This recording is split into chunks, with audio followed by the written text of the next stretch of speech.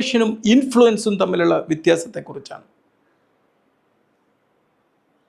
നമ്മുടെ മുമ്പിലേക്ക് ഒരാൾ ഒരു കാര്യം പറയുമ്പം ഒരുപക്ഷെ അവർ നിങ്ങൾക്കൊരു സ്വാധീന ശക്തിയായിരിക്കാം, അല്ലെങ്കിൽ നിങ്ങളെ നിർബന്ധിച്ചുകൊണ്ട് ഇങ്ങനെ ചെയ്യിപ്പിക്കാൻ പ്രേരിപ്പിക്കുന്ന ഒരു സാഹചര്യം ഉണ്ടായിരിക്കാം. നിങ്ങൾ ആ ട്രാപ്പിൽ വീണിട്ട് അതങ്ങനെ നിർബന്ധിച്ച് ചെയ്യും. അവസാനം നിങ്ങൾ എന്തെങ്കിലും കെണിയിൽ പെടുമ്പോഴാണ് അറിയുക,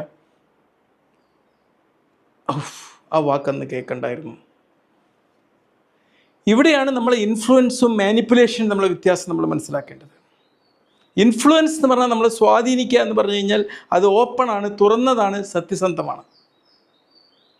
മാനിപ്പുലേഷൻ എന്ന് പറഞ്ഞു കഴിഞ്ഞാൽ അതൊരു ഹിഡൻ ആണ്, മറഞ്ഞതാണ്, അത് നമ്മെ സമ്മർദ്ദത്തിലാക്കുന്നതാണ്.